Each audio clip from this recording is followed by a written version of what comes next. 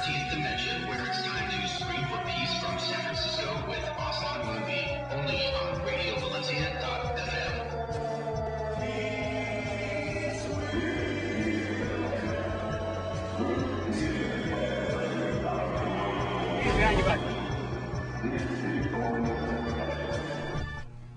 Hello, welcome to the Scream for Peace show. This is your host, Aslan, and today's a very special day, pretty exciting day, and a little off topic for our general, I think, shows. We're departing from current events, and got some good topics to delve into. Some very special guests in the studio, but today we're going to be discussing Jacques Lacan and Lacanianism and the current state and theory of practice, I guess, in America and worldwide. I mean, and our guest today, we've crossed paths in the past, and we'll be talking a little bit about that, but we have in the studio Jacques Zaboni and John Gasparini, and why don't we tell a little bit about yourselves, and before we do that, Jessica and Sergio also in the house. Yep, good morning.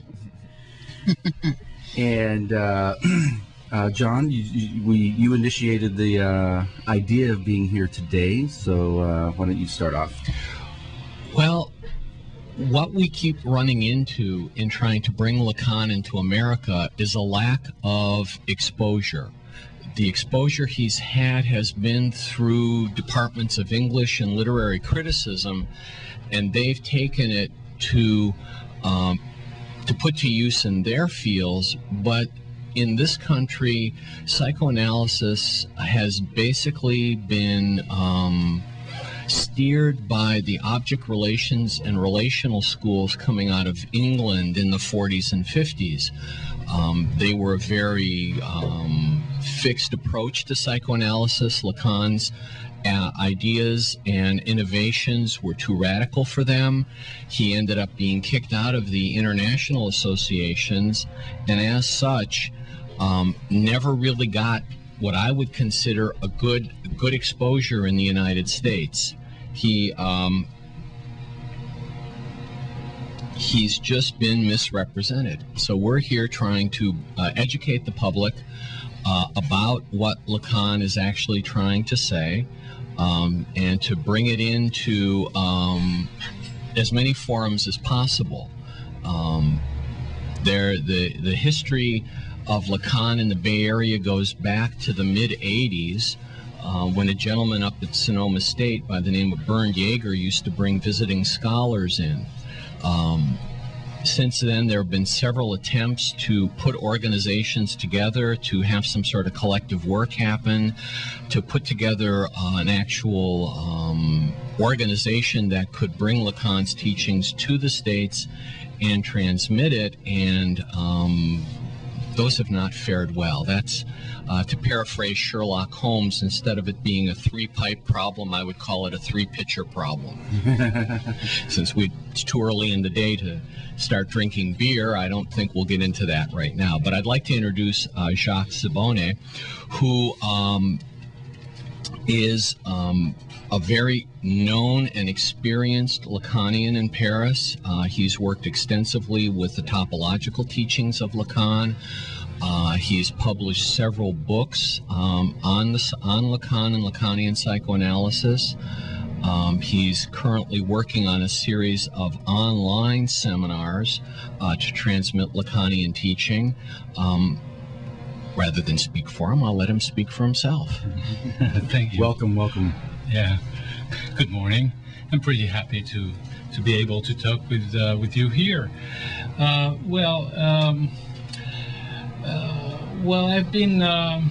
been coming in California for about maybe 12 years. 12, does that matter? Yeah. About maybe 12 years, and I've been trying to.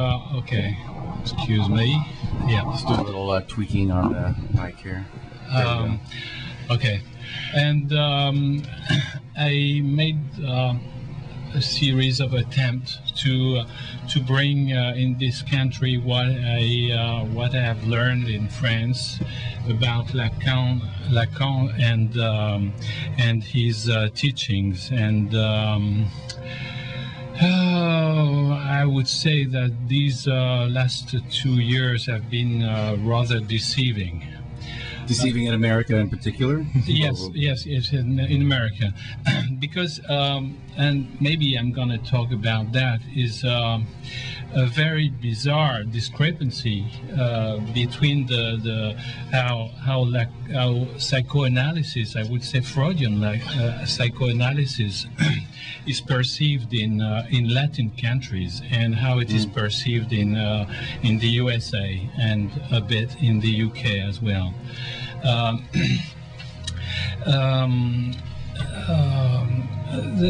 The foundation of psychoanalysis by Freud was taken then by an international organization called the IPA, which stands for International Psychoanalysis Association, and this was the case in France as well. And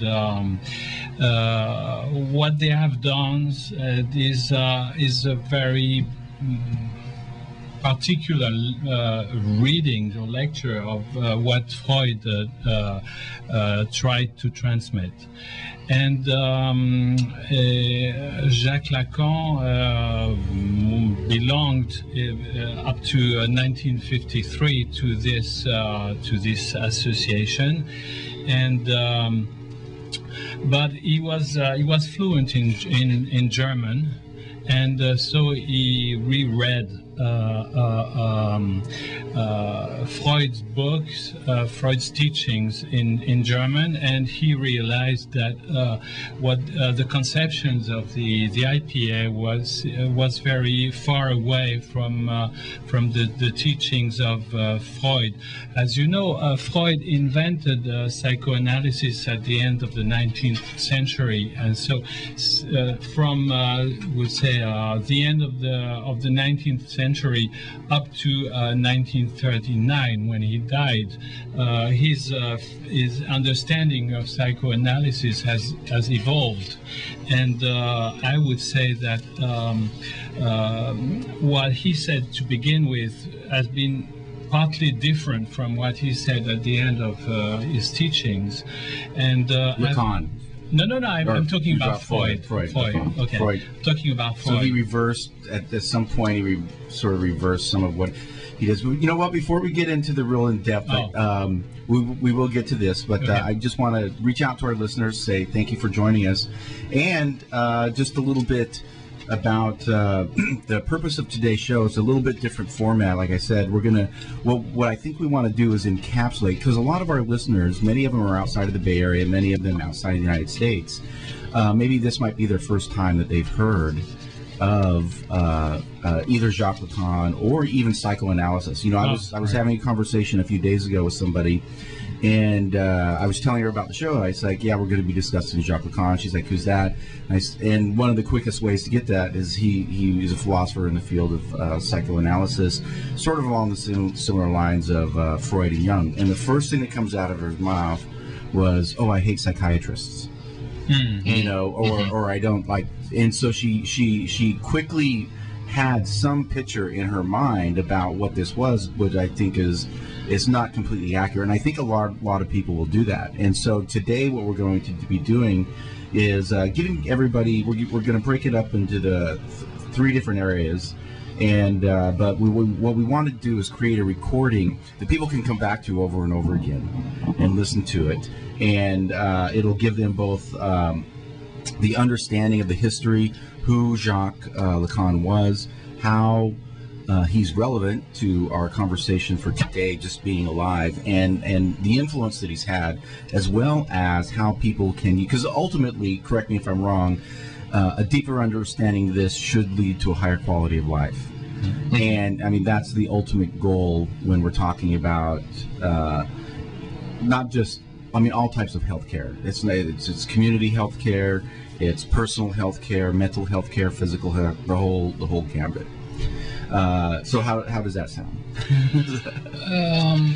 Is that possible to do in 2 hours? Well, you use the term quality of life, and using that term is very important because you didn't mention that you were talking about therapy or mental health or health through therapy. And in the term of psychoanalysis, you don't have the term of therapy in it. You don't have the term of medical care. You don't have the term of psychiatry in it. And one of the main problems here in this country is that they are confused between therapy and analysis. When you analyze how bad you are acting in your life with your wife, your kids, your boss, eventually that might be your symptoms. You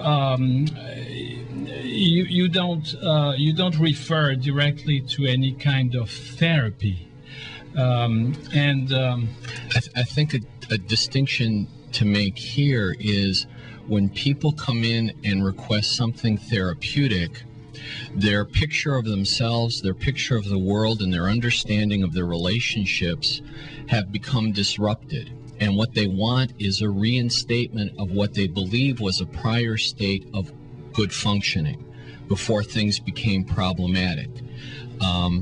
It's kind of like you're driving along in your car and you get a flat tire and you go out and change the tire. That would be a therapeutic approach. An analytic approach would question, why are you driving in a car in the first place?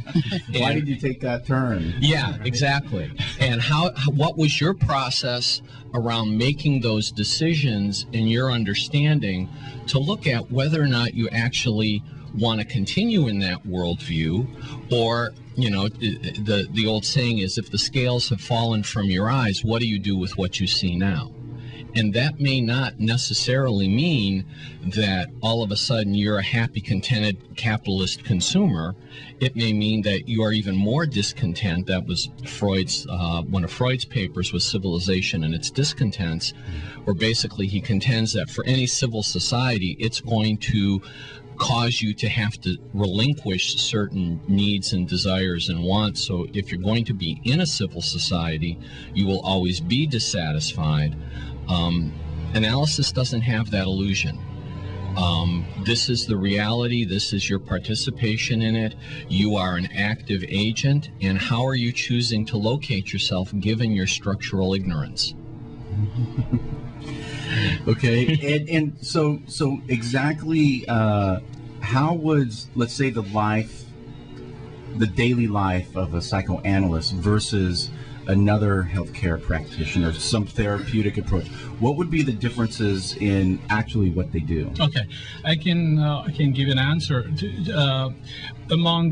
because I'm a psychiatrist as well and a psychoanalyst. I work as psychoanalyst as well, and I mean among people who come to see me, there is, I would say, only 3 or 4 people who come for psychiatric problems, actual psychiatric problem. All of the others are coming and they say, well, I don't fit with my wife. What can I do with this? And so it's a normal day problem that every one of us have, and we decide with this person that he or she can come once or twice a week to tell me more. And each time this person comes and tell me more, of course he won't use the same words one week after the other, and this is how things are evolving. And it's very common for these persons to say, oh, I still have the same problem with my wife, but I would not have been able to use these words last week. And these are the very small shifts that are important, and in that case it's very similar. Well, in a way it is similar to when you are learning how to play tennis. You say, oh, this week I can do a gesture I was not able to do last week, and this is how it evolves with time, and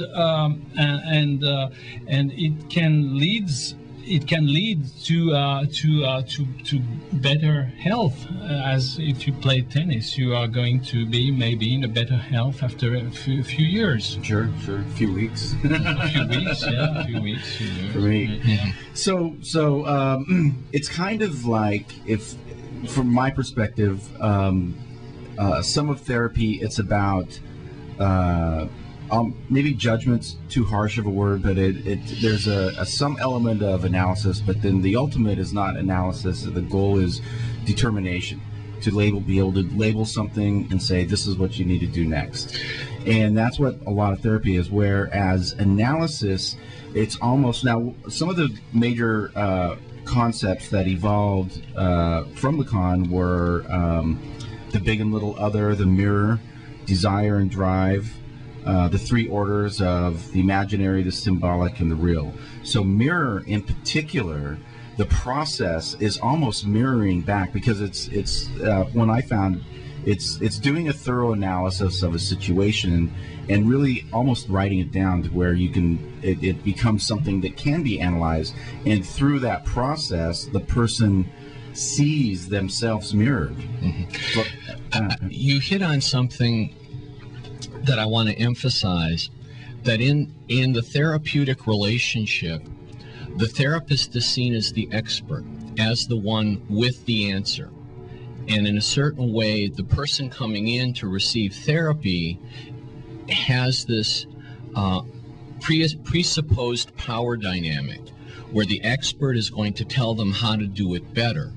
And what that means is they, therefore, are ultimately not responsible for their choices or the consequences of their choices. Bingo, responsibility. Whereas in analysis, the emphasis is more on your radical responsibility. That in some way you are the agent, you are the author, you are the one that has to bear the responsibility for those, for the decisions you both make and the ones you refuse to make. And there's no outside expert who can tell you this is right, this is wrong. And so in that sense, rather than there being a power hierarchy, analysis tries to level the playing field and make each subject responsible for their own existence. And a lot of people are, I think, ultimately are resistant to that. Terrified. Because then they're like, what do you mean you're not the answer person? Yeah. And you can't give me a definitive what to do next. Yeah. And so, and it almost, self-awareness is almost the most terrifying thing to face for a lot of people. It's in a way, it's the job of the analysant, the person who comes to play the role you're describing. It's normal that this person is demanding, help me, give me some clues. This is normal, but the position of the analyst is to refuse to give the answers, because he has not the answers for the person who is in front.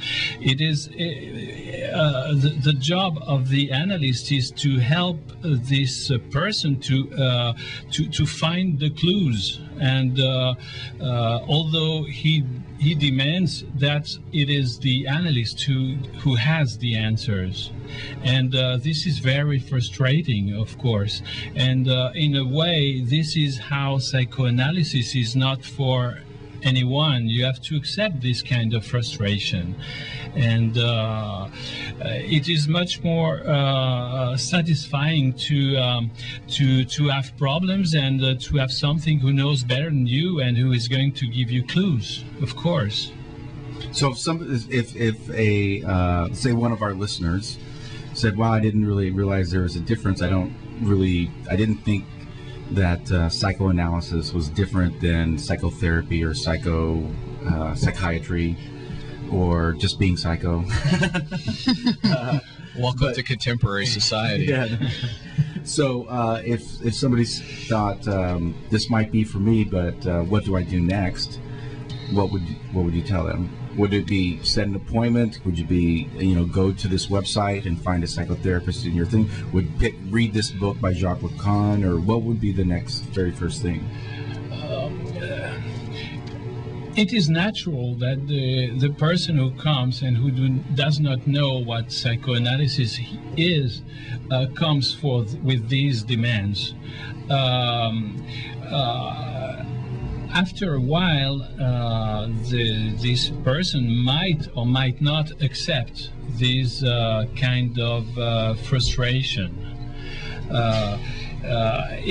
If this person does not accept this process or this way of working, you can go and see someone else who is going to be a therapist or a Gestalt therapist or behavior therapist or whatever. Many people are looking for therapy and not for analysis, and this is their right. Mm-hmm. And they can do both, actually. A good therapist could say, hey, maybe you need... In most cases, somebody comes in, they are unaware of what the options are. They're asking for therapy. And it's only through time and exposure to each other that the analyst and the analysand can come to a realization that the person labeled analysand can do that kind of work, at which point the analyst will make the offer. It's then up to the individual to make the decision. Freud always spoke about the notion of preliminary sessions, where you meet with somebody. It could be 1 or 2 times, it could be 1 or 2 years before they're ready to take that step. Weak analogy, back in the 70s, Carlos Castaneda wrote several books from his experiences of working with a Yaqui medicine man, Don Juan. And at the end of one of the books, Don Juan takes Carlos up to a high mountaintop and says, I've taught you well enough. I'm going to use the skills that I've taught you to go from here to the bottom of the mountain without walking the path. You see the river down there that we crossed earlier? I'll wait for you there 15 minutes. You either trust yourself and step off, or you don't. Of course, the next book opens up, and so you know Carlos took the step. But in a way, that's the offer the analyst makes to the person who will become the analysand. I can't tell you where we're going to end up. I don't know what's going to happen. You have to step off the cliff. If you choose to do that, then the possibility of a radical freedom opens up, a radical agency. Like you say, that's not everybody's cup of tea. Yeah. But I think the ultimate goal is, even if they do step off, the analysis is there to act as that net, at the almost catch them, if you will, because I think they're terrified of what they don't know, or what they suspect they will find out, but at the end of the day, it is still to provide a framework. It's like a picture. Like if our essence is a photo, the psychoanalysis acts as a frame. It protects it, allows you to see it in some instances. Yeah, the relationship becomes a time and a place out of time and place. Because what goes on within the analytic hour stays within the analyst consulting room. It does not go outside of there unless the individual brings it out. What they choose to bring forward and put into play in their everyday life, that is their action. But in that sense, within the consulting room, it's a totally open, or as open and free a space as it can be for somebody to explore. So in that sense, the consulting hour is the safety net because of its freedom. But it's also a protected space in that nothing ever leaves the room. Right. Yeah, you mentioned, John, you talked about responsibility, and this is a fundamental concept.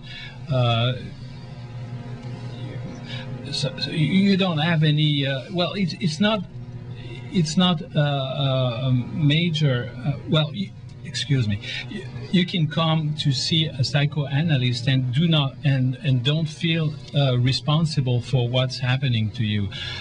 It's my boss who is a pain, and I'm doing my best. I'm not responsible. It's my kids who are devastating me, and I'm not responsible. And this is okay. You come with what you have in mind, and your personality, and your as a subject, which is what it is. And this is the work of the psychoanalyst, to understand this as preliminary sessions, which can last a short time or a long time, up to the moment when the person says, well, of course, my boss is a pain, and but why do I act this way in front of him? And the analyst would say, oh, okay. Or he thinks, he might not say it to the analyst, and say, he thinks, okay, now analysis can start, because the guy is feeling responsible for what is happening to him. For instance, oh, my wife is she's a bitch, and up to the point when he said, well, but finally I chose this woman. Why did I do that? And that is a good question. But it can last 2 weeks or 2 years to put this question in front. Sure, you see sure. what I mean? Sure. And the questions, I think that's one of the, we often talk about questions on the show, and that's one of the, it's very easy to come up with a statement about something and pass a judgment, but when you actually try to question it and come up with an analytical question that really answers something, that's one of the most difficult things to do. And that's a lot what Socrates, the Socratic method of knowledge acquisition, falls into that. So I find a lot of the methodology around psychoanalysis really kind of parallels Socratic method as well. Because the psychoanalyst, correct me if I'm wrong, does probably more listening than talking. The other parallel too is that Socrates always assumed the knowledge was already in the person he was questioning. That it wasn't knowledge that he would impart to the person, but knowledge he would help the person uncover that they already had. It's like popular education. It's the same kind of thing. It's like where you draw from one's experience as opposed to giving education. It's like people know. Yeah. You just gotta tease it out. It's in this country especially, we operate on the beer bottle school of pedagogy. The student is an empty beer bottle, right, and you've got them filled. You put the cap on and then sell them to somebody else. And that that's a good analogy, actually. It's horrible. Yeah, horrible truth. Yeah, and that is part of the difficulty within the process, is that the analyst position is one of disciplined ignorance. I can't know. I don't know. I can hazard maybe a wild guess on a day when I'm not being really disciplined, but I really don't know. And I have to keep asking you questions to help you figure it out. Yeah, it's very often that what is said about psychoanalysis is, well, the analyst doesn't say a word. How can I evolve if the analyst is not talking to me? But on the analyst point of view, to talk to the analyst is only if you have something to say. And it can take a while to have something to say to someone you don't know. If it's just to give him to talk about the weather, it's not worth, you know. And if I'm silent, it's because I don't have anything to say at that time. But sometimes after a slip of tongue or whatever, I say, "Hey, listen, you've said that, and you thought you had said." Well, that is something that I'm able to say when I have something to say. It's a question of taking what is said seriously. Exactly. And that gets missed in a lot of the therapeutic approaches. Definitely. How so? What do you mean? They just sort of cherry pick key elements instead of examining the entire scope? No, in everyday conversation and discourse, we assume we know what the other person is talking about. Yeah. We operate on the dictionary definition of words, which means that we are taking the lowest common denominator for what is said, and then using that as a springboard to fill it in with what we think and what we presuppose. And it's real easy to make those kind of leaps because everyday social intercourse is predicated on those. So when somebody doesn't remember something, when somebody slips when they say something, when somebody loses their train of thought, in everyday speech we kind of just gloss over that as if, oh well, that's just you just made a simple mistake. But in analysis, those simple mistakes are the clues. Yeah, they are taken seriously, as you said. Yeah. Your engineer. It's not a Freudian slip, right? No, it's not an article of clothing that was manufactured in Vienna. Your engineer has a Dexter t-shirt on. And Dexter is wonderful because Dexter looks at the little details that are off. Dexter pays strict attention to what doesn't fit. And when he gets something that doesn't fit, he's worse than a bloodhound. He chases it down. This is how he finds other serial killers. Right. The analyst is very much like a detective, both in the Holmesian sense, as well as in Dexter's sense. You have to look for the anomalies, the little bits that stick up that are out of place, because those are when the hegemony of the ego breaks down. Those are when the taken for granted picture you have of yourself reveals a crack, and something more important can come through. But in everyday speech, we don't take that seriously. We don't make people responsible for what they do and don't say. In an analysis, there's no other choice. Every word counts. Yeah. Yeah, an example which is very, very common is someone talks about guilt, and then the next sentence is going to talk about responsibility. And the job of the analyst said, well, you used one word and then the other. Well, but they're very similar. I said, no, they're very different. Explain me why you used the word responsibility and then the word guilt. And then, well, what I mean there is that when we talk together, we always make false assumptions in terms of logic. We have the feeling we are making syllogisms, although we are into sophisms that are cracks, as you mentioned, in logic. And the job of the analyst is to pinpoint these errors in logic, and of course you wait for an explanation, and the funny thing is that the explanation is discovered by the analyst at the same time as it is discovered by the analysant. And why do you think that is? What you say? Why the same time? Oh, because I always use these two words, guilt and responsibility, as if they were synonyms.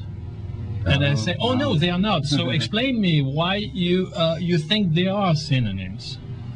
And you force, you suggest, not to force, but you suggest to the analysant to explain why he thinks they are synonyms. And then the next week, words about his uneasiness in his life are going to be a little different. See what I mean? It's there. Two things go together for me, and this is my own bad analogy. If you are following a path of illogic, you will not see the illogic. It's like in the day when we were allegedly sending manned missions to the moon, because there's a debate about whether we actually did or not. But the story at the time is we would launch something from Cape Kennedy, it would get out of the Earth's gravity well, and it would be coasting towards the moon. We do have shows on this on the Scream for Peace archives, by the way. But continue. About midway there, NASA would say to the astronauts, "Guys, you got to do a course correction."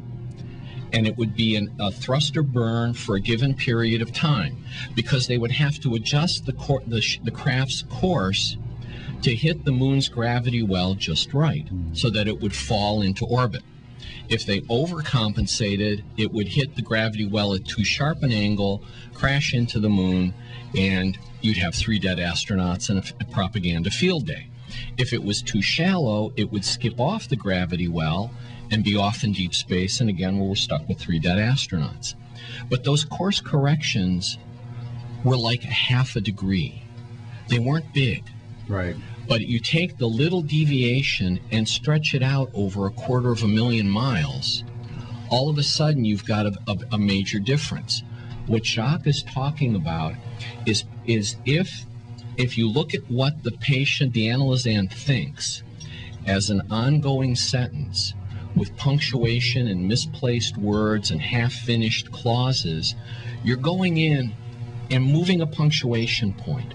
You're taking a word out here and seeing what other words could be put in there and what that does. You're suggesting guilt and responsibility. How do those two fit?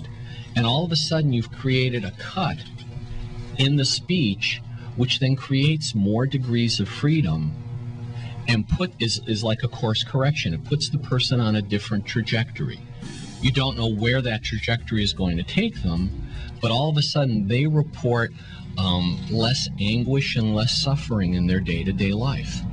Because they make one small adjustment that is, I received my early analytical training in the military. And so I did analysis of processes and things like that, and in administrative structures and actually on warships. And one of the first rules they ever taught us in doing a thorough analysis, go for the root cause. Mm-hmm. So like what I see a lot today is people treating the symptoms. You got to fix the leak, but unless you turn the valve off that it's spurting from, you're never going to be able to do that. You're going to be fixing that leak forever. Yeah. And take this medication and don't think. Right. Yeah. To begin with, you asked what is the day-to-day life of a psychoanalyst, and I can say that we can have a lot of enjoyment by this work and job. When an analyst says that last week I would never have been able to use the same word that I'm able to use today, this leads to great satisfaction. When you say satisfaction, do you mean personal satisfaction that you're helping others? Or success? Of course. Well, in a way, it's help, but it's not the case. It's the ability to listen to something that is well formed, better formed than last week. Okay. If you read some books, literature are well written, and some are they fall from your hands when you read them, and you have the feeling that it is better and better said. So your enjoyment is like when you read very good literature. You see what I mean? Absolutely, absolutely. There was a science fiction novel several years ago called The Practice Effect, in which we discover a world where entropy works in reverse. So the more you use a thing for a purpose, the more refined the thing becomes at serving that purpose.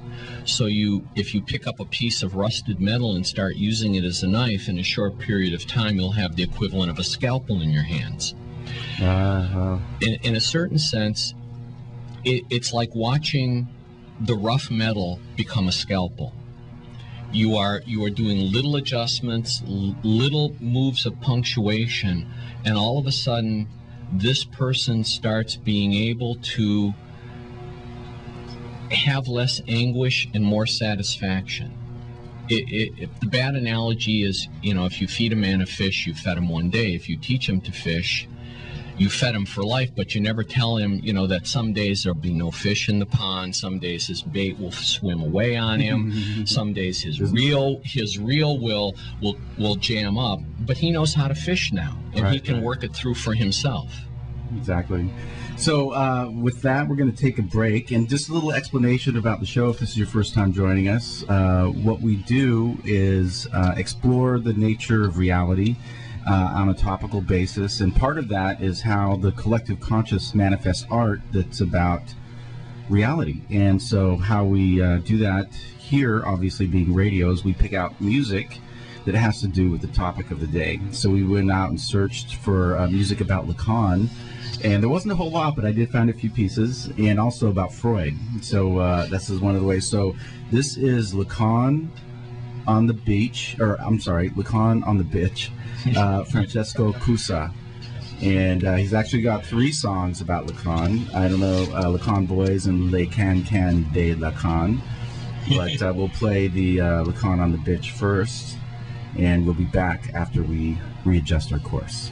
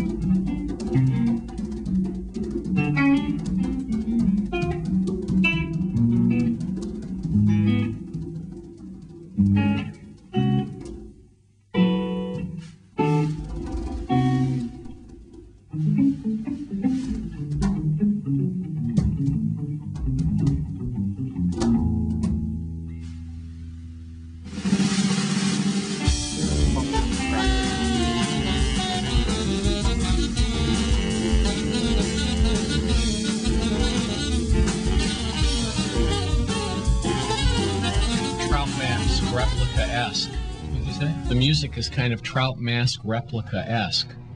It's that was little Lacan on the Bitch. Have you guys heard of that? No. Well, we'll have links on the website about it.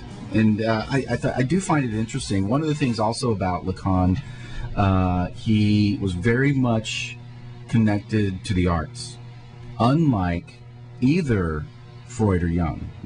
Neither of them had the direct connections. And if I'm not mistaken, if memory serves, Lacan had two sisters who were actually married to artists who were members of the Surrealist movement. Is that correct?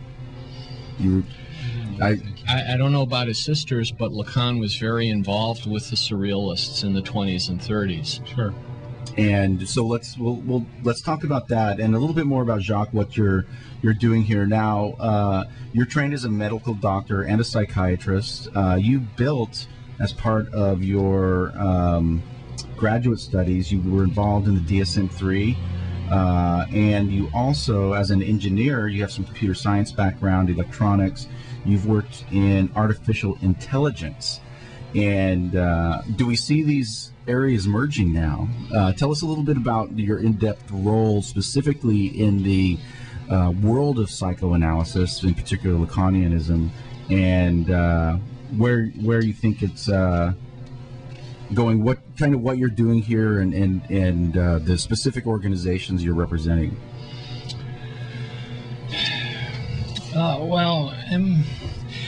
What I'm doing in this country, what I'm trying to do, has nothing really to do with electronics or DSM or psychiatry. I'm trying to find a way to transmit my experience of psychoanalysis that I have with my practice in France, and I'm trying to find ways to give some lectures here, because I think, and I'm not a single one to think that, psychoanalysis cannot be taught, but can only be transmitted, which is very different.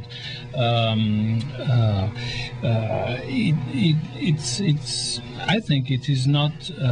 It's nearly impossible to teach that as a domain of the university. It has to be taught as in the way of transmitting the experience one has.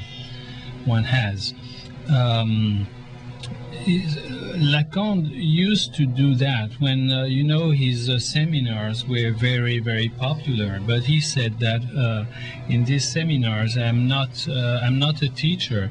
I am in the position of an analysand, talking to analysts. And his lectures went on for years. Oh yeah, am I right? Oh yeah. So he would start us. It wasn't like you would go for 2 hours and get the whole thing. It was like years. People would follow him for years. Yeah, it's from 1953 to 1980, and for many years it was once a week, and then it was 2 times a month. So, and each session were about 2 hours. And most of these occurred in Paris. Yeah, everyone. Yeah, it was always in Paris. Always in Paris. It was always it was in 2 different universities, and during many years, once a month, I think, he went to a very famous psychiatric hospital, which is called Hôpital Sainte-Anne in Paris, and he was receiving patients and discussing with the patients in front of psychoanalysts. And for those listening who doubt his influence, I can draw a direct correlation to say that how Jacques Lacan is one of the most influential figures of the 20th century, particularly in this area. And the reason is, we discussed in previous shows the nature of the avant-garde. And so there's a lot of avant-garde artists and thinkers that maybe the general public is not aware of, but they feel their influence all the time in the music and the television, the movies that they see, the intellectual culture that influences pop culture. And Lacan's specific influence did have to do with the Surrealists. And the Surrealists, they were not an art movement to them. They were a consciousness movement. They were liberating the unconscious mind, and their goal was to revolutionize the world. And in many ways they did. They certainly revolutionized the art world, and it can be seen today. And Lacan was one of their thinkers that they pulled from, and I'm sure they influenced each other. But he has had a very profound influence on modern society and continues to do so today. Sure. I don't know if it is really the case in the USA, but it is definitely the case in France and in some Latin countries. I mean, Belgium, Argentina, Brazil, might be Peru as well, Spain, a bit Italy. It's here. It's just in pockets. Yeah. And so with one of the main areas of his work has been he called it the return to Freud. Now and now some have speculated that there was Freud and then Jung, and Jung sort of took the baton but then walked around a different track with it. Was the return to Freud somehow a move away from anything? Was it a direct reference to Jung? What do you think that? Do you think that he was somehow moving that out of the way, Jung's contributions, or building upon them both? Historically, as Jacques mentioned earlier, one of the things that Lacan did was go back and read Freud in the German. And what led him to that was the aristocratic kind of attitude of the International Association in Paris that after the end of the war, there was only one right way to do things, there was only one correct interpretation, there were just the texts that had been translated. And when Lacan went back and read Freud, what he saw were deviations in the translation itself from the German. And so, like Heidegger, Lacan, what Heidegger said basically was everything since the pre-Socratic Greeks stopped talking has been absolute garbage in Western philosophy. Let's go back to the pre-Socratic Greeks and start over. Lacan said we have to go back to Freud. We have to read Freud and really pay attention to what he exactly said. Because from his perspective, everything that happened from Freud's death forward was a deviation from Freud, was a loss of the insights, a loss of the technique. And in that way, if you were actually wanting to do to practice in the psychoanalytic world, you had to go back to your origins. You had to start back with Freud. What's interesting to me, Freud spoke about chains of associations and neural networks, which is really, he was looking at something very much, the technical term is a semi-lattice. It's like a tree root structure for connectivity. Things linked by nodes and paths. Different chains of associations are stronger. Neurophysiologists proposed a model of neural networks with nodes and paths about 2 years ago to look at how it is that the brain can process information so quickly, which is basically going back to Freud's neurological insights that he brought into psychoanalysis back at the beginning in the 1880s and 1890s. And Lacan's, one of his quotes that he's known for is that the subconscious is like a language, and is the mathematics, is that the language of it? Or what exactly the structure that he said about that? Well, the use of small letters and mathematical signs that Lacan did is very personal. It's not when there is the bar like a fraction. It has a very specific meaning. Which is defined somewhere.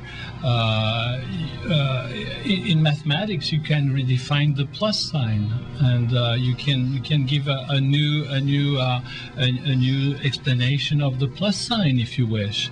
And it is the same with all the signs, mathematical signs that Lacan used. They are not to be taken as is, or as if it were standard mathematics. Right. So if you were to, if your uninitiated young mathematician were to look at Lacanian math, they would say this is gibberish. This doesn't make any sense. Exactly. But if you understand the fundamental principles and the references, then it begins to be its own language. Its own language. Absolutely. Yeah. And it's relevant when you get into the details of, for instance, the bar of a fraction. S1 over S2. This bar has a specific structure. I don't have really the time here to explain that, but I can say it's this bar is not the bar of a fraction. It has the structure of a Möbius band. Right. And so if you understand this as a Möbius band, then everything gets clear to explain how, for instance, a split of the tongue is structured. For instance. Exactly. And what you said about what subconscious is it's not like layers in an onion. Subconscious is what is not conscious at a specific time, at time t, but which can maybe come conscious at time t plus 1. You see. Sure. So it's a very different scheme or understanding of the structure. And you don't need to be a mathematician No. to really grasp the math part. I mean, the math is their symbols, which assign. If you think about, I don't know where he said this, but Lacan always appreciated Einstein's being able to boil all of physics down to E equals mc squared. Yeah. It's a purely symbolic expression. It allows for no misinterpretation, no addition, no confusion. It's just the bare structure. And what Lacan was saying is that one of the problems for readers of Freud is Freud was a good writer, and it's real easy to misinterpret him and not pay strict attention to what he's saying. In the Lacanian way of speaking, there were too many imaginary confusions brought into the symbolic expression. The imaginary has to do with the images that the ego identifies with, how we want to be seen, how we see others seeing us. Those misinterpretations and confusions that happen every day. So the formalization into the letters and symbols was to try and strip away all the possibility of there being a confusion in what he was trying to express. If I say to you that just like the misreading of the use of the mathematical symbols, they are not meant in the sense that mathematics uses them. They are used for a specific purpose with a specific meaning. And in that sense, then, you look at these representations, and there's no way to misunderstand them. Right. They make sense. They're a cohesive process. And one of the critics, which I have found completely unfounded, one of his criticisms is the misappropriate or misuse of math. I'm like, wait, how do you misuse something you're creating yourself? He's using common symbols that's just what we recognize, and that's what math is actually. It's more of an art than a science. Not real. I mean, you get there's a fluidness that you also find in art in the use of symbols, but people would say, well, I'm a in trigonometry, I remember those symbols in trigonometry or those symbols in physics class, and that's not what they mean. But they don't go beyond that. And so one of the criticisms that I find inappropriate, or is that specific, and people will shy away from it because of that. They will hear the criticism first and say, well, the math doesn't make sense, and I'm a mathematician, or I'm not a mathematician and I don't want to understand it. But I believe that these guys are not real mathematicians. Otherwise, they would know that when you use a symbol, absolutely. you have to refer to the definition of the symbol and not what you think legend. it is. Exactly. Yeah. And the legend, And I have actually, I did set in, I think one of your topology, and it really cleared a lot of stuff up for me, and understanding. I think it was specifically, I think you were talking about the little and the big other.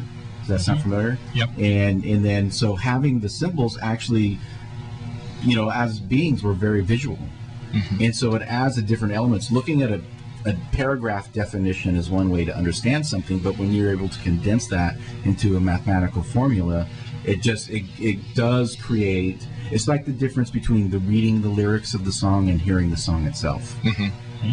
And so it does. I would encourage everybody that to at least, all of our listeners, to at least delve in and get a fundamental understanding of the philosophy behind it, because it has influenced major aspects of society, and will continue to do so.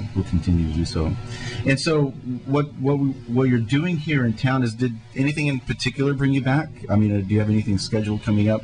And you are involved with the Lutetium here in San Francisco, or that's based in, where is the Lutetium you're involved with? His is in Paris. It's still in Paris. Okay, Yeah. is there an outlet here, or is there anything going? Because there's a Lacan, there's a website, Lacan. There are 3 organizations floating around. The original organization was the San Francisco Society for Lacanian Studies. That's one. Yeah. They still operate a website. I don't know if they're offering any programs.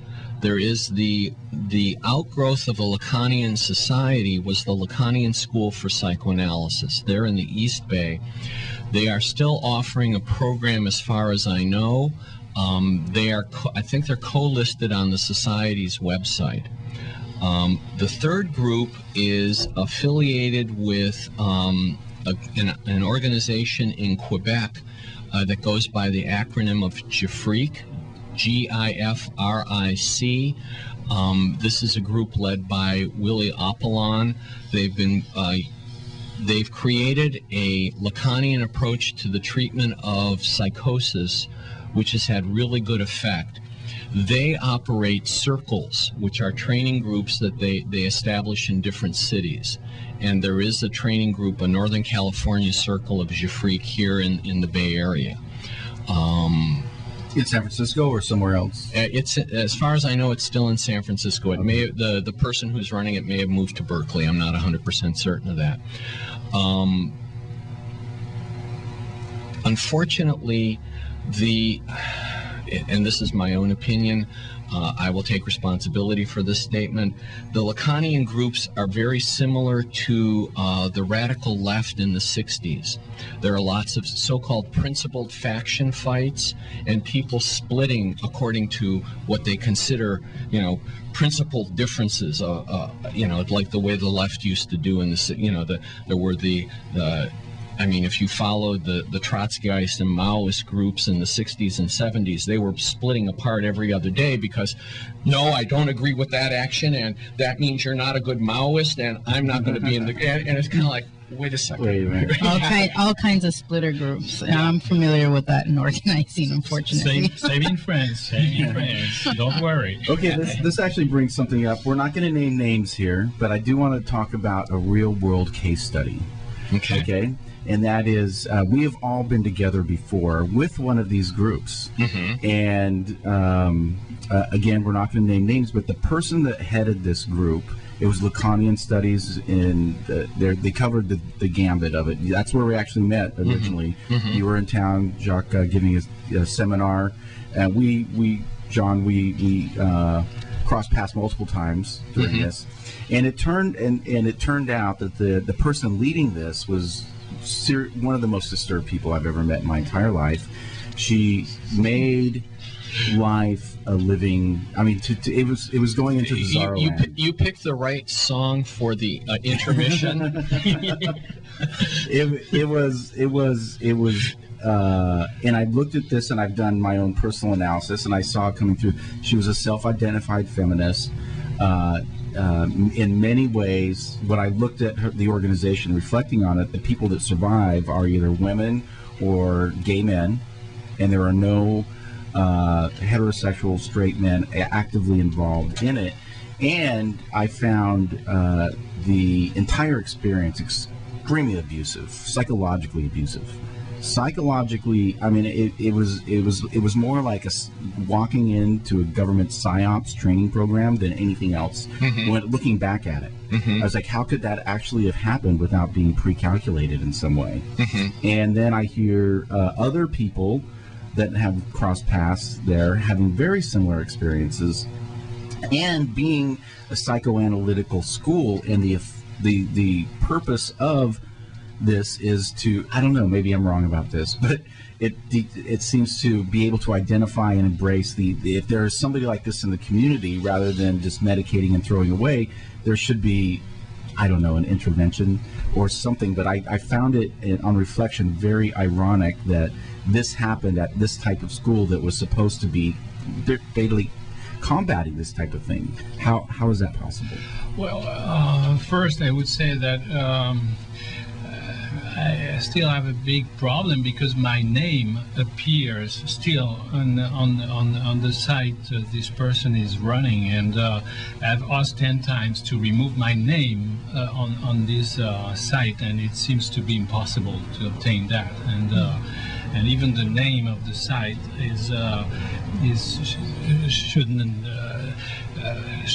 should not be used as it is. So. I spent some time trying to work with this person, because she was good to entertain and to group people, and to as I live 6,000 miles away from here, I always have needed someone here to gather. Organize, sure. To organize, and but I agree with you. She has so many problems that even that is totally impossible to deal with. And how is it?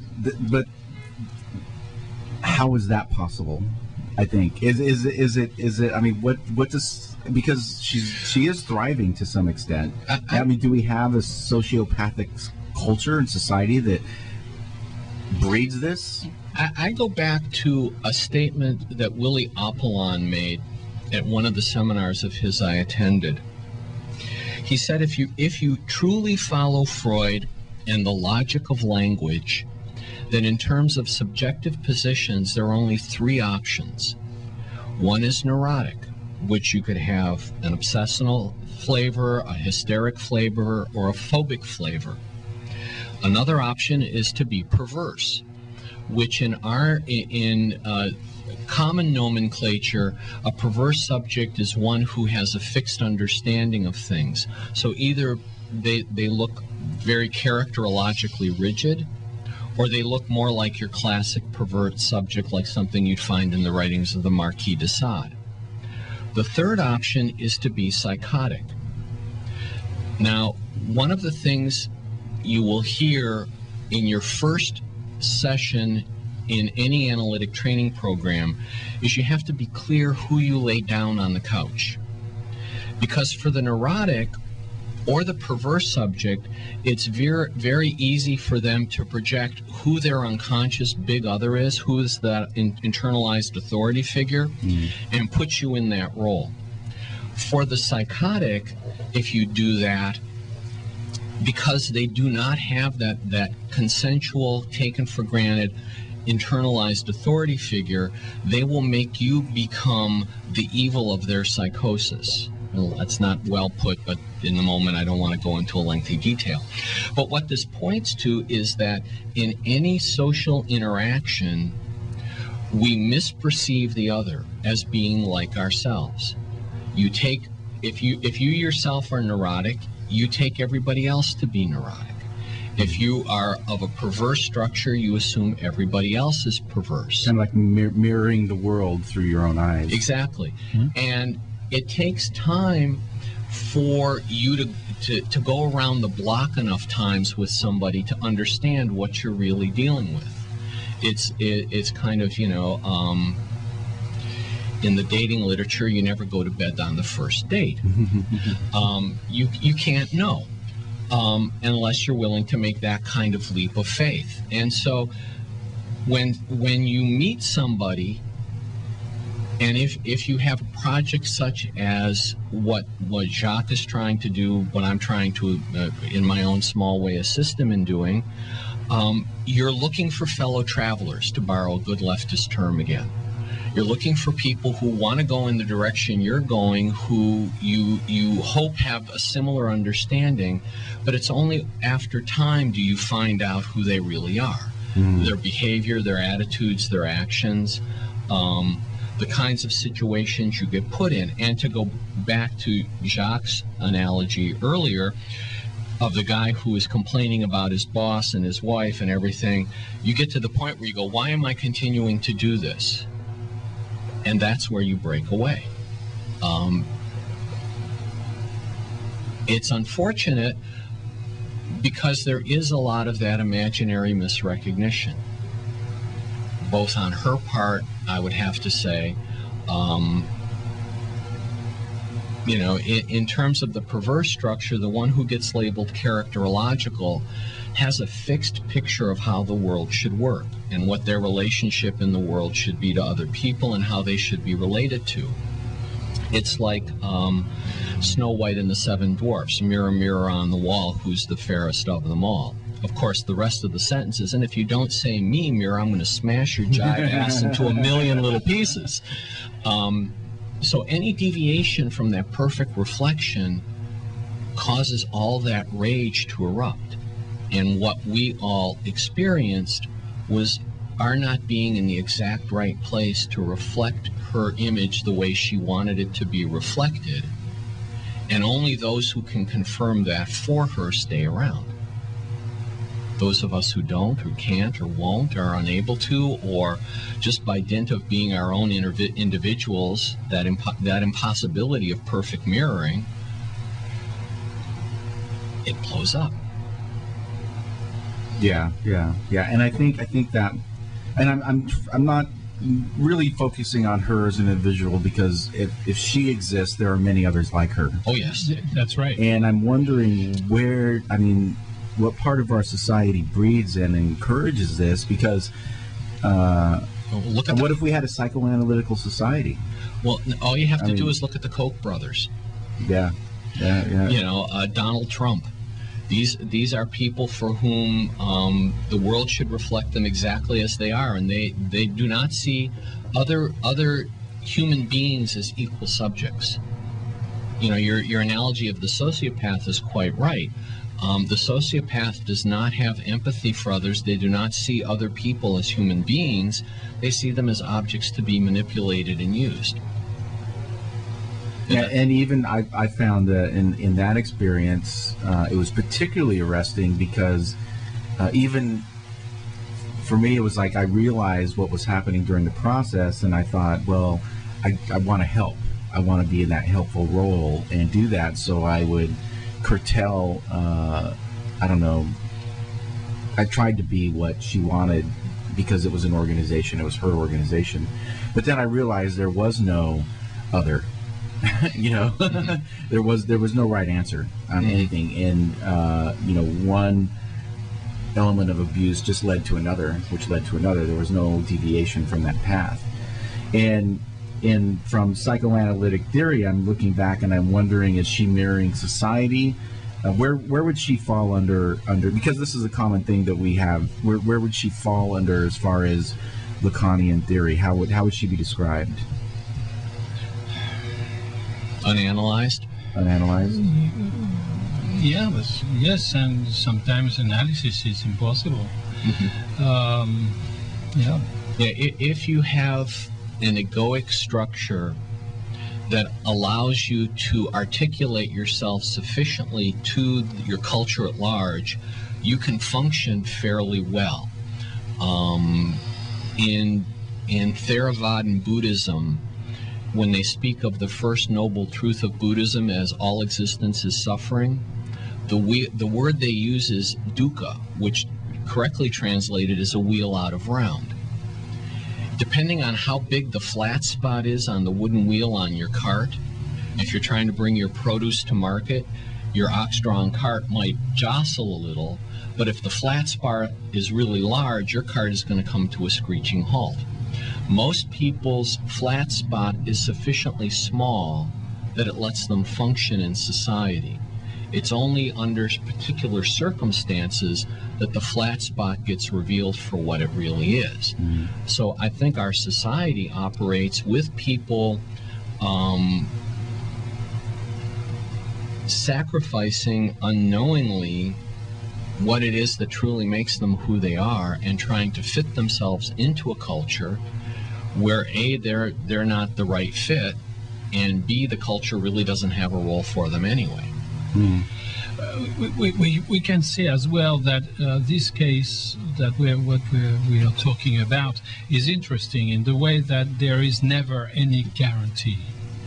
Whatever structure you have above, whether it's the IPA, Lacanian structure, or nothing, you never have a guarantee that the analyst is a good analyst or not. This has to be discovered by the analysant. Right. And I guess the person giving, you could be an analyst and still be a pathological psychotic. Right? You can still be. Oh yeah. You can still do that. You want a few names? and I think well, you can see that it's not for everybody. Psychoanalysis is not for everybody. Some people can be beyond it. Right? I mean, they could just, if they're not able to recognize the process, they don't actually, they're, let's say, dishonest, or they try to reverse the roles and analyze the analyst or something like that, then it's not going to work. There is an alert that Lacan gave to the analysts saying, never forget that a moron going through analysis is always going to become a crook. A crook? Yeah. Yes. And this is very interesting because, and same for perverts. Why is that?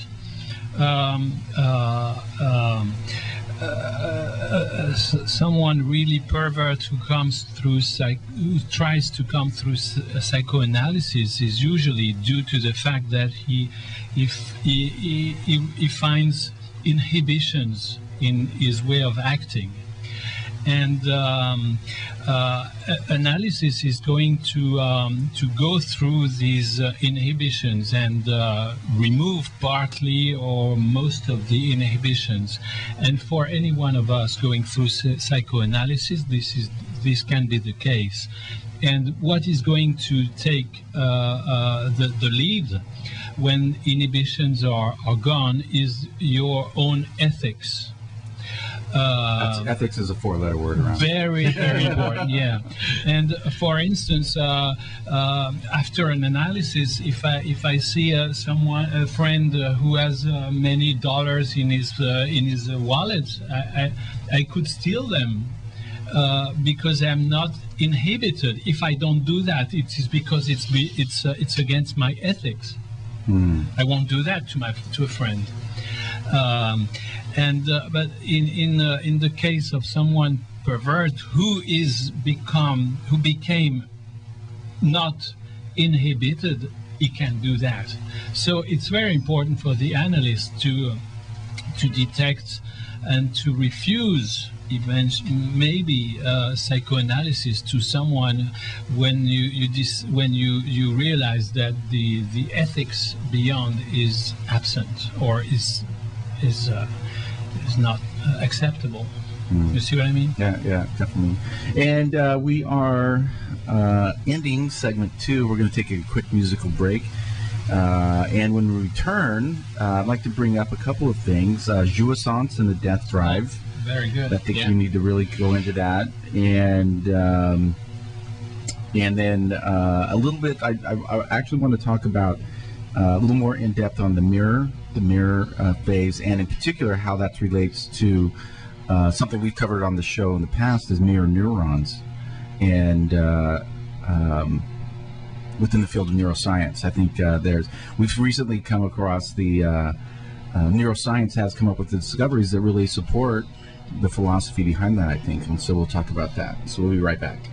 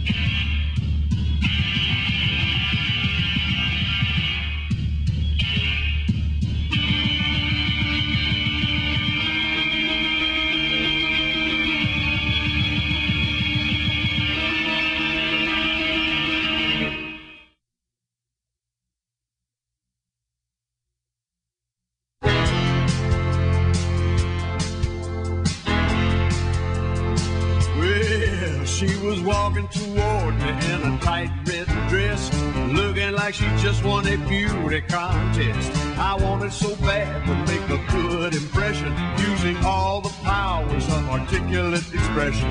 And then all the blood rushed out of my head, and I can't be held responsible for what I said. Because what I meant to say was, I'd be honored to reveal to you some aspects of our fair metropolis that a lady of your obvious sophistication might find extremely stimulating. What slipped out was, you want to see my pet frog?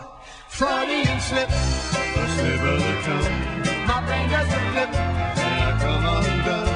My tongue starts to trip all over my words, and they come out of my lips like something you never heard. In my desperate attempt to be cool, I'm trying to be hip, but I'm a blabbering fool. What I mean to say is poetic, what comes out is just pathetic.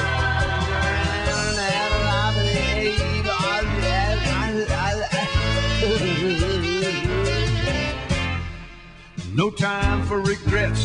Hey, what are you gonna do? Cause the very next day I had a job interview. But then came the shocker, and I don't mean maybe. The personnel director was the very same lady. I thought, here's my chance to turn it all around. I'll dazzle her by saying something profound. And what I meant to say was, I'm quite confident that I have the educational qualifications and the inherent sensitivity to become an indispensable asset to your establishment. What slipped out was, would you sign my arm? Freudian slip, a slip of the tongue. My brain doesn't flip, and I come undone. My tongue starts to trip all over my words, and they come out of my lips like something you never heard. In my desperate attempt to be cool, try to be hip, and I'm a blabbering fool. What I mean to say is poetic, what comes out is just pathetic.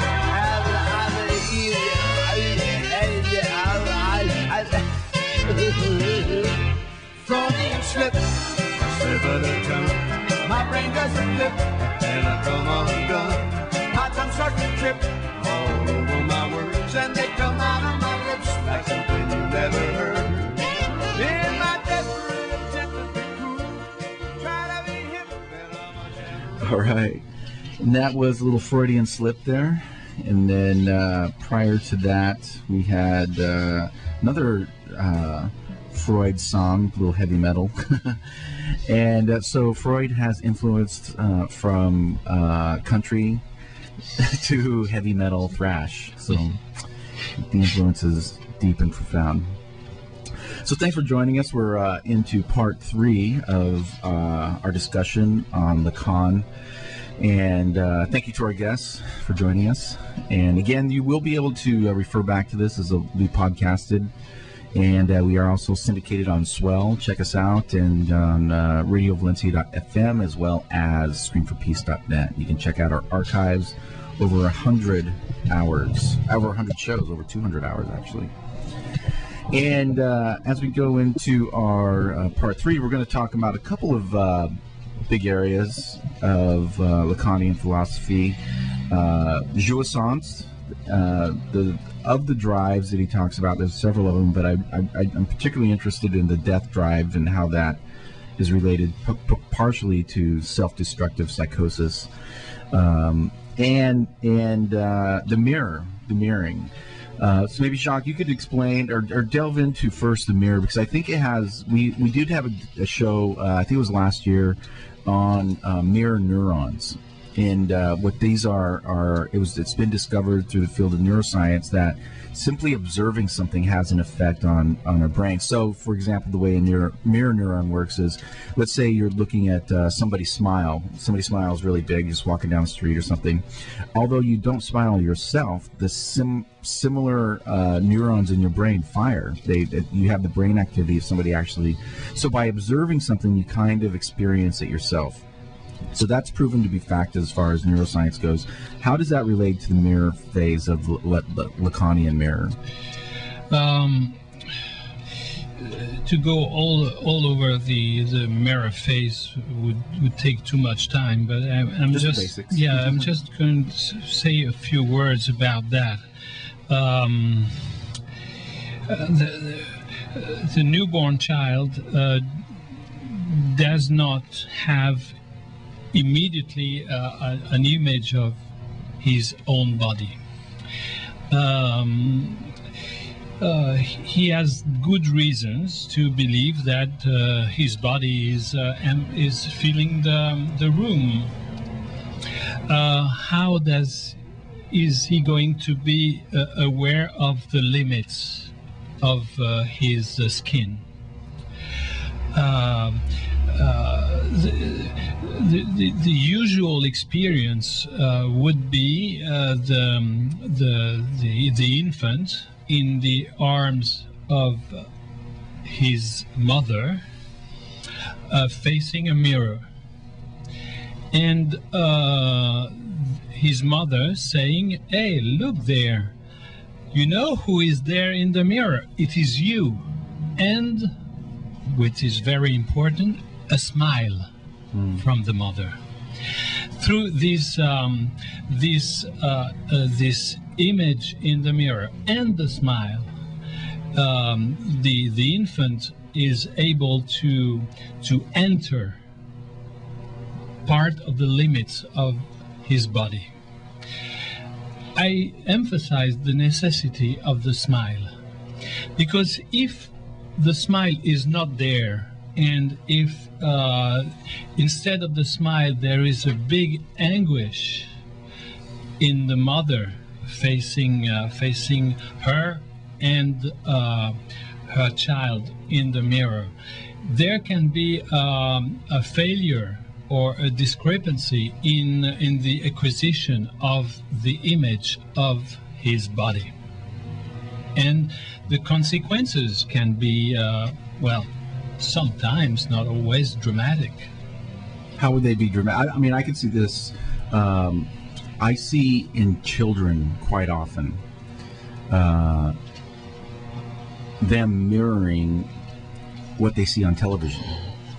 They will look at television, and I remember watching this documentary, and it was almost sad to see, because the documentary was on mental health and particularly schizophrenia. They were doing a segment, schizophrenia in kids. So they're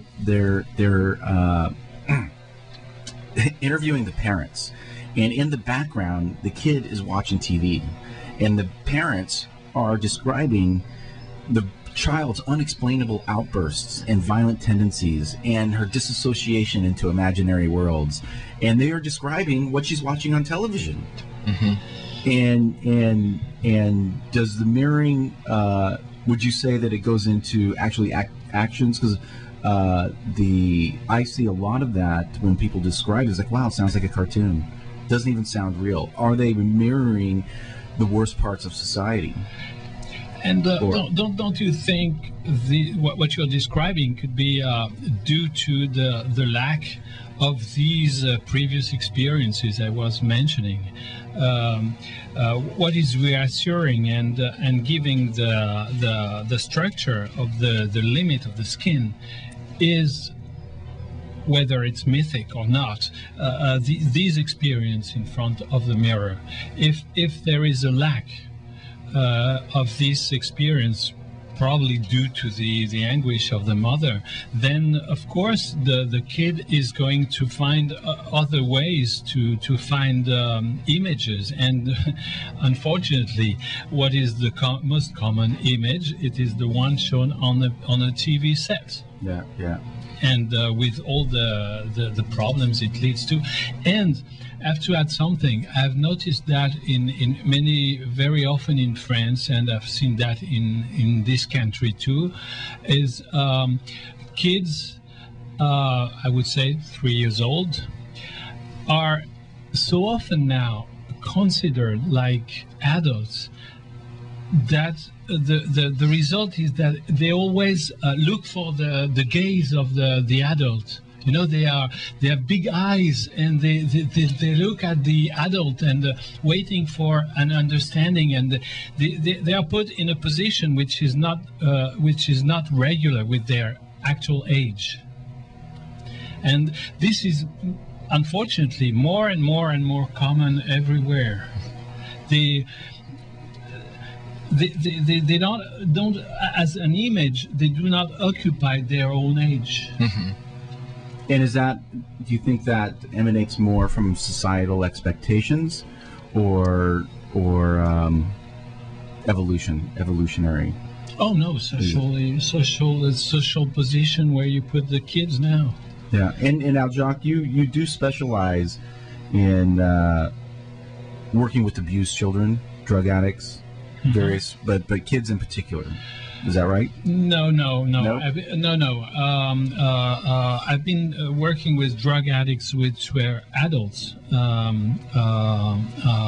addictions to heroin, cocaine, and alcohol. Okay. But it was adults. Okay, so adult addiction, but aside from that, kids, you have worked with teenagers and children in general. Is that an area of specialty? I work with teenagers from 10 to 20 who have problems mainly in language, because the structure I'm working in used to receive deaf and dumb teenagers, and so we learned sign language. and now we in Paris these structures does not receive deaf and dumb teenagers, but as we are in a way specialized, we receive teenagers who have these problems with the speech or language. Okay.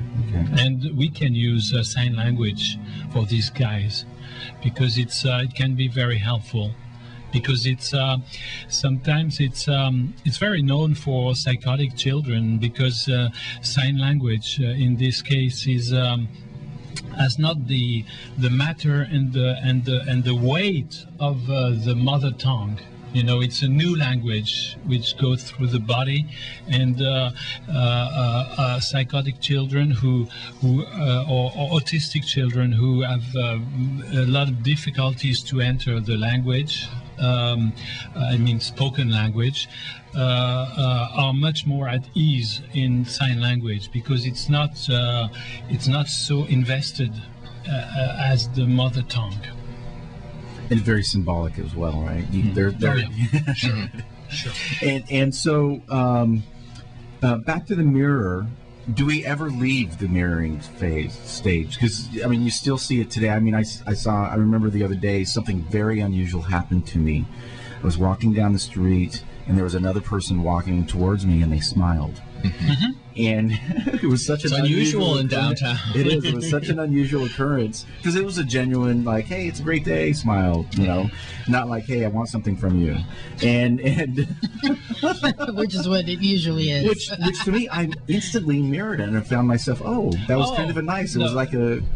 Let me tell you something. That is really something I like in this country, in the USA, that people, when they cross, they smile usually. Mm-hmm. And this is very bizarre for French people, and mainly for Parisians. Parisians, they always have they never look at each other and never smile. But you say it seems to be exceptional now with what you're saying, but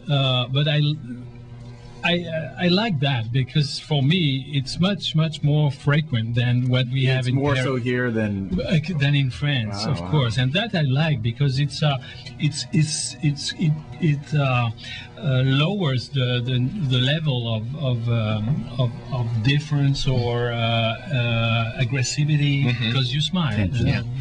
That's very attention. Yeah, that's very important. I like that in this country. Well, how does that relate with jouissance? Let's go into this. Jouissance is one of the. Let's take a step back. Okay. Because one of the things in the mirror is you learn to identify with beings of your own kind.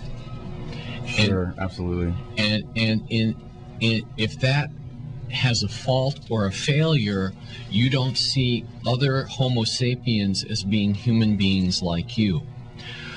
Part of that recognition in the mirror of yourself as a human being is predicated on you being first recognized by the parental others. Like Jacques was saying in his example, mom is holding you and she smiles. She's pleased with the fact that you are here. And that's a basic level of recognition. Your experience of walking down the street, making eye contact with somebody who's smiling, there's an instant of that kind of recognition. You are another subject like me. We are sharing an experience together. And that brings us to what is jouissance. Kind of a left-handed way of getting there, which is that experience of it's a pleasure so intense that it effaces the boundary between pleasure and pain, is one way I've heard it defined.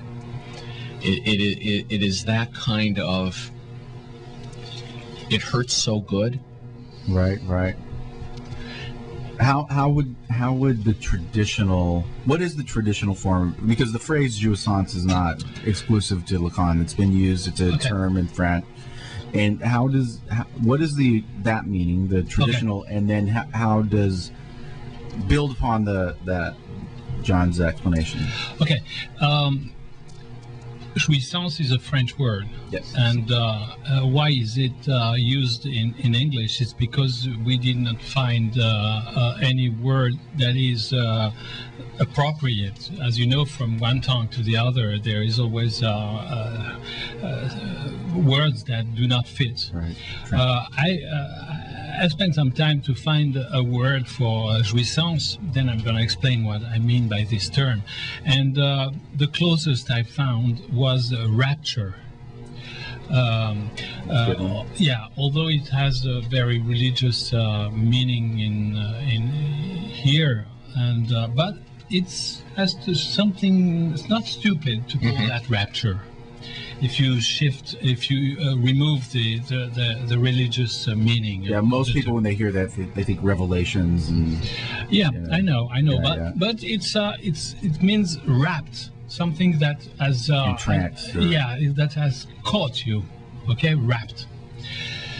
Okay, jouissance is very. I can only summarize what it means because in French it has 4, 5, or 6 different meanings, which goes from the result of sexual intercourse to the fact that, for instance, you own a field. And you can grow corn on this field, and so you have the jouissance of this field. You know, it goes from this to this. It has there are 4 or 5 or 6 different meanings. What is jouissance? It is very different, as you mentioned, from pleasure or pain. I'm going to give you an example. During last war, someone from the resistance would have been caught by the Nazis, and he knows that he's going to be executed the next morning. Okay, and he's going to write a poem or write to his parents. How are you going to characterize this writing? Of course, he's not happy to be executed the next morning. But what he encounters there, this is what we call jouissance. It is something that you cannot remove from his category of human being, which cannot be removed. It can be extremely painful, but it is human. The best example I can give of jouissance is if you take the book 1984 by George Orwell.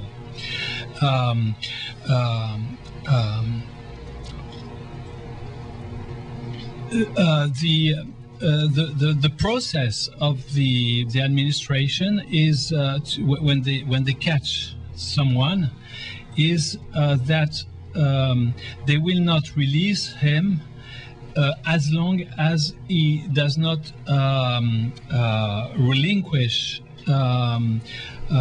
his humanity.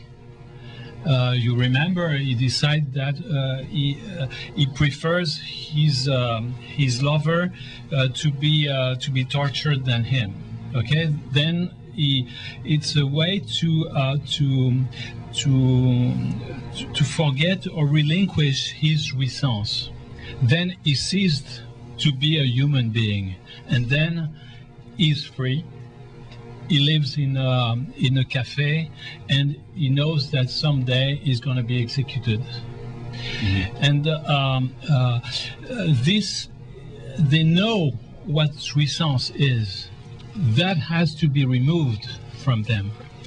I don't know if it's a clear example I'm giving you. Removed, do you mean experience removed? Like it's actually a fleeting energy that's fleeting, or is it renunciation? Renounce to be a human being. It's at that point in the torture where he's willing to accede to or agree to anything, that he no longer has any ethical position from which to base his life, that he has become completely subjugated by the torturer, he's no longer a human being. He no longer has enjoyment. He no longer suffers, but he's not alive either. So would that would be the absence of jouissance when they get to that stage. There's no jouissance left. There's nothing. The administration refuses absolutely to have any martyr. They believe that if they remove this from this person, he cannot be a martyr because he's no human being anymore. That he's conceded. He's given ground. In a way, by sacrificing his lover for his own survival, he has relinquished any right to complain, to be held up as an example. Were he to stay with saying, no, you don't touch her, I don't care, then he would have become a martyr. He would have preserved his humanity. But in that he's willing to sacrifice her, she's just become an object, he's just become an object. Giving up. So can jouissance be experienced without the pain aspect? Sure. I think we're all together. We're having some right now. Jouissance, in what way? In the way that we are talking. And I'm trying to explain things to you, and we are together using words and trying to find the right words to transmit to the audience what we think about psychoanalysis. This is jouissance. It goes through words. Jouissance cannot be removed from words. It's a part of the process. I don't know why this word does not exist in English. That's a question. It's a beautiful word. It really is. And, well, I think... Huh? I like the French words and the accent. Yeah. And I think, you know, what we said earlier, the rapture, you know, people often equate that with death or the end. And... well, if you think about it, if you have that kind of experience... you know, that was Ken Kesey and the Merry Pranksters having their Kool-Aid acid tests in the 60s. How do I give you an experience that takes you so out of your mind, it changes your experience of yourself in the world? That moment of rapture can be revolutionary. What have I been doing that I've been holding myself away from this? What do I need to do to get more of this? How do I not sell myself out and lose out on this? And in that sense, if you have those kinds of rapture experiences and really take them seriously, they change how it is you're able to be in social relations, to be in the world, to engage in your everyday commerce. Most people don't ever think about what our daily economics are. But in the sense, you could see the garnering of profit is the hoarding of jouissance. Not one they can ever use, but it's that effort to have more of it, And if I get enough of this, then I can have the enjoyment I want. We can spend many hours talking about jouissance. Well, we've got 5 minutes. Okay, well, it's going to be enough for what I'm going to say. Lacan described maybe 6, 7, or 10 forms of jouissance. I'm going to describe 2. Okay. Okay. I'm in front of a painting. Okay. I can have 2 sorts of gaze. One can be, as I'm a painter, and I'm gonna check what are the pigments used, what kind of brush was used, what are the colors, where the white is, what is the structure of the painting, and I'm gonna grab out of this some kind of jouissance. We call that a male jouissance. Male. Okay. Okay, that's one way to look at it. Another way to look at it would be to suppose you see a painting of which is from the Middle Age of a woman, And I look at this painting, and I accept to be raptured by the gaze of the painter 600 years ago, and I let myself be moved by this gaze, by his gaze and my gaze. You see, it's another form of jouissance, and this is called the female jouissance, or jouissance of the other, we say, but female. And you see, these two kinds of jouissance are very different, but they are jouissance. I can describe just a third one, which is when I see something and I have the feeling that I can put words on it, and I'm grabbing some kind of sense. This is another form of jouissance. These are the three main jouissance modalities, and we can't carry on this now, but it's in the junction between real, symbolic, and imaginary that these jouissance are standing. Okay. And how do those? I guess they kind of relate to the big and little other, in the sense there can be different forms of jouissance. We've actually been talking about a couple of them. So if it seems to me, I mean, like you could say that maybe jouissance is in a state of extreme experience, where it doesn't necessarily have to be a positive thing. It can be positive, doesn't have to be positive, and the goal, I think, in life maybe is to experience jouissance in everything. But that's is it not? Yeah, that's the thing. We've parked outside, and if you park in town, the likelihood is you will get a parking ticket at some point in time. You come around the corner and you see that white piece of paper on your windshield, and most of us would mutter a 4-letter expletive under our breath and have a few choice words. That's also an experience of jouissance, because there's some experience you're having that is in that not pleasure, not pain place that's causing you to speak, to make a gesture. And that gesture partakes of jouissance. Let's hope we don't experience that kind of jouissance today after the show. You had 3 hours, I think, on the meter. Yeah. Okay, we're in the last couple of minutes. Thanks for joining us, everybody. The 2 hours has just flew by. It's flown by. We could do this another 2 hours. Easily. And maybe if the next show doesn't show up, we'll. But just as we part, just want to thank you for joining us. And one last message to our listeners. Let's say somebody says, you know what? I want to know more. I want to get involved. I want to be knowledgeable about this. What can they do beyond reading the wiki page? How can they actually get started or get involved? What would you like them to do?